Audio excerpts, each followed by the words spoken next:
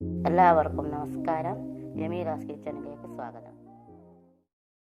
ഞാനിന്ന് ഉണ്ടാക്കാൻ പോകുന്നത് ചക്കപ്പുഴുക്കാണ്.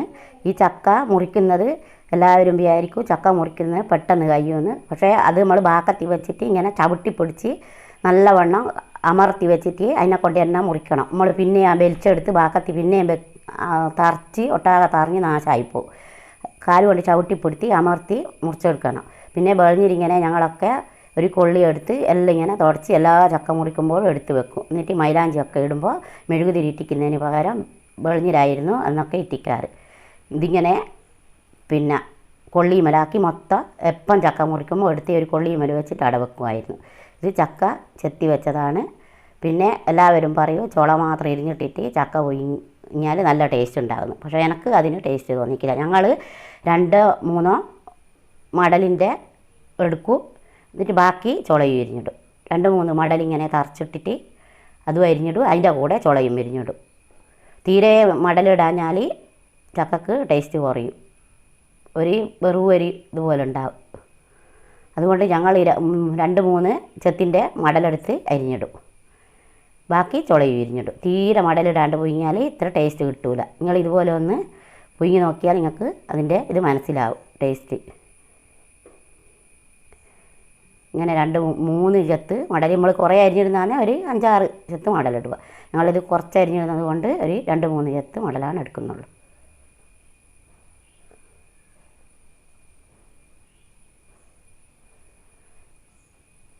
ഇങ്ങനെ മടൽ നല്ലവണ്ണം ചെത്തി ഇട്ടിട്ട് ബാക്കി ചുളയും വിരിഞ്ഞിട്ടിട്ട് അരിഞ്ഞെടുക്കാറാണ്.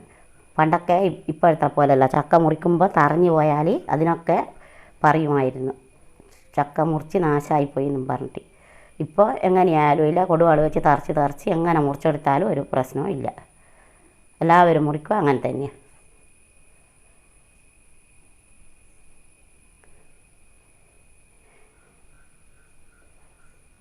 ഇത് അരിഞ്ഞിടുവാനാണ് കുറച്ച് പ്രയാസമുള്ളൂ. പുഴുങ്ങാൻ പെട്ടെന്ന് സാധിക്കും. ഇപ്പോൾ കുക്കറിലൊക്കെ വെക്കുന്നത് കൊണ്ട് എത്രയും പെട്ടെന്ന് പുഴുങ്ങിയെടുക്കാൻ പറ്റുന്നതാണ്. പിന്നെ മഴക്കാലത്ത് പിന്നെ ചക്കയിൽ നിന്ന് തന്നെ വെള്ളം ഇങ്ങോട്ട് ഉറന്നു വരും. അതുകൊണ്ട് എത്രയും കുറച്ച് വെള്ളമാണ് വെക്കാറ്. വേനൽക്കാലത്ത് പിന്നെ ചക്കയിൽ വെള്ളം ഉണ്ടാവില്ല. അതുകൊണ്ട് അല്പം കൂടുതൽ വെച്ചാലേ ഇല്ല. മഴക്കാലത്ത് പെട്ടെന്ന് ചക്കയിൽ നിന്ന് വെള്ളം ഇങ്ങോട്ട് വരും. എന്നിട്ട് വെള്ളം പോലെ ആയിപ്പോവും ചക്ക. അതുകൊണ്ട് എത്രയും കുറച്ച് വെള്ളം വെച്ചിട്ട് എടുത്താലാണ് മഴക്കാലത്ത് ചക്ക നമുക്ക് അതിൻ്റേതായ രീതിയിൽ കിട്ടുകയുള്ളൂ.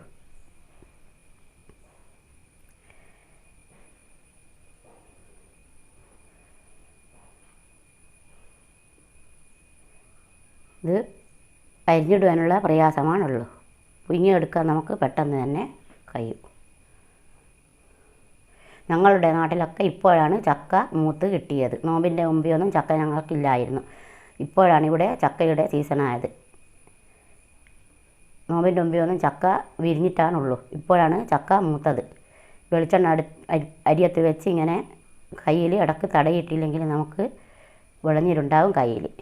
ഇനി ബാക്കി ചുളയും വിരിഞ്ഞിട്ടിട്ടാണ് ഞാൻ അരിഞ്ഞിടുന്നത്.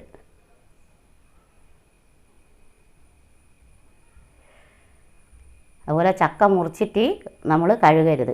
ചക്ക അരിഞ്ഞിടുന്നതിൻ്റെ മുമ്പേ നമ്മൾ കൊയ്തിട്ടിട്ട് മുറ്റത്തു നിന്നൊക്കെ മണ്ണായിട്ടുണ്ടെങ്കിൽ മുറിക്കുന്നതിൻ്റെ മുമ്പേ ചക്കയുടെ മണ്ണൊക്കെ പൈപ്പിൻ്റെ അടുത്ത് വെച്ച് കഴുകിയിട്ടാണ് ചക്ക മുറിക്കാവൂ. മുറിച്ചിട്ടിട്ട് ചക്ക ഒരിക്കലും നമ്മൾ കഴുകിയെടുക്കരുത്. കൊയ്ത് മണ്ണിലൊക്കെ വീണാൽ മണ്ണൊക്കെ ആകുമ്പോൾ ചക്ക മൊത്തം മുറിക്കാതെ തന്നെ പൈപ്പിൻ്റെ അടുത്ത് വെച്ച് നല്ലോണം വെള്ളം പാർന്ന് കഴുകി എന്നിട്ടാണ് ചക്ക നമ്മളെപ്പോഴും മുറിക്കാൻ പാടുള്ളൂ.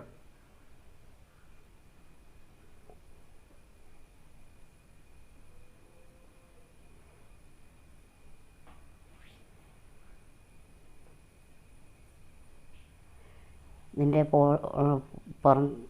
പോണ്ടിയും ചേനിയും ഒക്കെ പോക്കി പെട്ടെന്ന് തന്നെ ഇത് നമുക്കിങ്ങനെ ഓരോന്നും അരിഞ്ഞിട്ടെടുക്കാം. ഇപ്പോഴുള്ള കുട്ടികൾക്കൊന്നും ചക്കപ്പുഴുക്കൊന്നും തീരെ ഇഷ്ടപ്പെടില്ല. ഇതേ രീതിയിൽ ചക്കപ്പുഴുക്ക് ഉണ്ടാക്കുന്നതാണെങ്കിൽ എല്ലാവർക്കും ഇഷ്ടപ്പെടും. ഇതൊരു നല്ല ടേസ്റ്റ് ഉള്ള ചക്കപ്പുഴുക്കാണ്. നിങ്ങളെല്ലാവരും ഇതുപോലെ ഒന്ന് ട്രൈ ചെയ്ത് നോക്കിയാൽ മതി.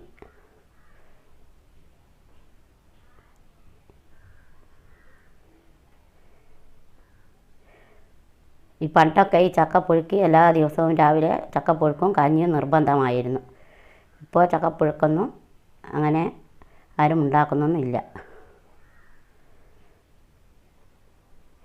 നമ്മുടെ ചക്ക അരിഞ്ഞിട്ട് റെഡിയാക്കി വെച്ചിട്ടുണ്ട്. ഇനി അതിൻ്റെ അകത്ത് ഇടാനാണ് ഞാനൊരു 10 കുരു എടുത്ത് വെച്ചിട്ടുണ്ട്. ഇത് ഓരോരുത്തരുടെ ആവശ്യാനുസരണം ഇട്ടാൽ മതി. ചിലർക്ക് തീരെ കുരു ഇഷ്ടപ്പെടില്ല. പക്ഷേ കുരു തീരെ ഇടാഞ്ഞാലും മടലിടാഞ്ഞാലും ചുളയിടാഞ്ഞാലും എല്ലാം ചേരണം, എന്നാലാണ് ചക്കപ്പുഴുക്കാവുകയുള്ളൂ. എല്ലാത്തിനും ഓരോന്ന് ചേർന്നിട്ടില്ലെങ്കിൽ അതിൻ്റേതായ ടേസ്റ്റ് ഉണ്ടാവില്ല. ഇനി ഇതിൻ്റെ നടുക്കുള്ള കൂനി ഞങ്ങൾ പറയും, നിങ്ങളെന്നാ പറയുകയെന്നറിയില്ല. അത് നമ്മുടെ കുക്കറിൻ്റെ അടിയിൽ ഇങ്ങനെ വെച്ച് കൊടുത്താൽ ചക്കപ്പുഴുക്ക് ഇത്തിനെയും അടിയിൽ പിടിക്കുകയില്ല. ഈ കൂഞ്ഞാണ് അടിയിൽ അവിടെ നിൽക്കും. അതിൻ്റെ മുകളിൽ നിന്ന് നമ്മൾ ചക്ക കോരി എടുക്കുമ്പോൾ ചക്ക റെഡിക്കിങ് പോരും. ഈ പൂഞ്ഞ് മാത്രമാണ് അടിയിൽ നിൽക്കുകയുള്ളൂ. ഞങ്ങളിങ്ങനെയാണ് ആദ്യം ചെമ്പിൽ വെച്ചിട്ടാണ് ഇപ്പേലെ കുക്കർ. എന്നിട്ട് അതിൻ്റെ മുകളിൽ ചക്ക വാരിയിട്ട് വെച്ച് കൊടുക്കുവാണ്. അത് നമ്മൾ നിങ്ങൾക്കിത് വേവിക്കുമ്പോൾ അറിയാം, ചക്ക കോരി എടുക്കുമ്പോൾ കൂനി മാത്രമാണ് അടിയിലുണ്ടാവും. ഇത് ഞാൻ അല്പം വെള്ളമാണ് ഒഴിച്ചിട്ടുള്ളൂ. ഇപ്പം മഴക്കാലമായതുകൊണ്ട് കുറച്ച് വെള്ളമാണ് വേണ്ടു. നിങ്ങൾക്ക് കാണുമ്പോൾ അതിൽ ഉപ്പും ഇട്ട് കൊടുക്കുക ആവശ്യത്തിന്. അല്പം മഞ്ഞളും മുളകും. മഞ്ഞൾ കുറച്ച് കൂടുതലും മുളക് കുറച്ചുമാണ് ഇടുന്നത്. അതെന്താണെന്ന് വെച്ചാൽ പച്ചമുളക് ചതുക്കിയിടും. അതുകൊണ്ടാണ് ഒരു 1/4 ടീസ്പൂൺ മുളകാണ് ഇട്ടിട്ടുള്ളൂ.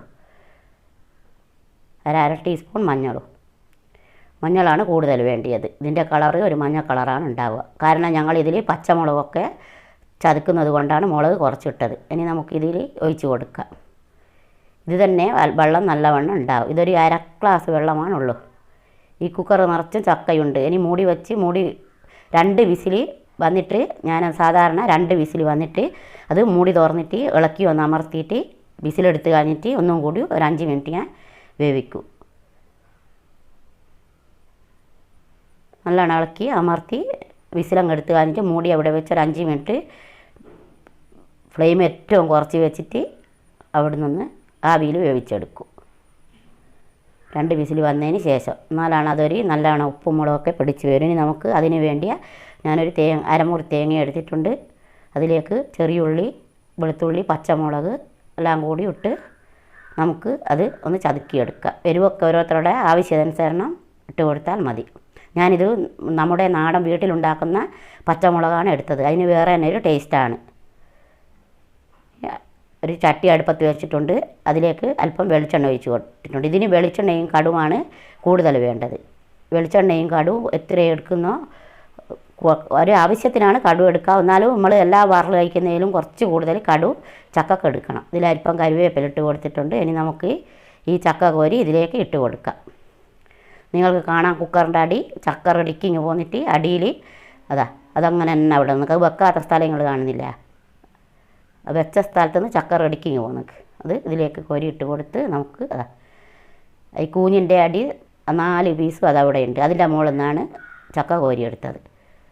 അത് വെക്കാത്ത സ്ഥലത്ത് നിന്ന് വേറെ തന്നെ കാണുന്നുണ്ട്. അത് വെച്ചിട്ടാണ് ഞങ്ങൾ സാധാരണ ചക്ക ഒഴിങ്ങാറ്. ചെമ്പിൻ്റെ അടിയിൽ വെച്ച് കൊടുക്കുവാണ്. ഇനി ഈ ഒതുക്കി വെച്ച തേങ്ങയും പച്ചമുളകും ഉള്ളിയൊക്കെ ഇതിലിട്ട് നമുക്കൊന്ന് ചേർത്തെടുക്കാം. ഇതൊരു നല്ല ടേസ്റ്റ് ഉണ്ടാവും. ഇങ്ങനെ നിങ്ങൾ ചക്ക ഒഴിങ്ങിയാൽ ഞാൻ ഈ ചെയ്ത പോലെ നിങ്ങളെല്ലാവരും ഒന്ന് പുഴുങ്ങി നോക്ക്. ആരും ഇത് തിന്നാൽ ഒഴിയൂല. അത്രയ്ക്കും ടേസ്റ്റാണ് ഈ ചക്കപ്പൊയ്ക്കിന്. ഇപ്പോൾ കഴിക്കാത്ത കുട്ടികൾ വരെ കഴിക്കും. ഇവിടുന്നൊക്കെ ചക്കപ്പൊയ്ക്ക് തിന്നാൽ എല്ലാവരും പറയാറുണ്ട് നല്ല ടേസ്റ്റ് ഉണ്ട് ഈ ചക്കക്കെന്ന്. എങ്ങനെയാണ് നിങ്ങൾ പുഴുങ്ങിയ നടക്കെല്ലാവരും ചോദിക്കാറുണ്ട്. ഇത്രയ്ക്കും ടേസ്റ്റാണ്. നിങ്ങളിങ്ങനെയൊന്ന് എല്ലാവരും ട്രൈ ചെയ്ത് നോക്കണം. പിന്നെ എൻ്റെ ചാനൽ ആദ്യമായിട്ട് കാണുന്നവരാണെങ്കിൽ സബ്സ്ക്രൈബ് ചെയ്യുക. തൊട്ടടുത്തുള്ള ബെല്ലൈക്കൺ അമർത്തണം. ചക്കപ്പൊയ്ക്ക് റെഡി ആയിട്ടുണ്ട്. ഇനി നമുക്കിതൊരു പ്ലേറ്റിലേക്ക് മാറ്റിയിട്ടുണ്ട്. ഇത് അടിപൊളിയായിട്ടുണ്ട്.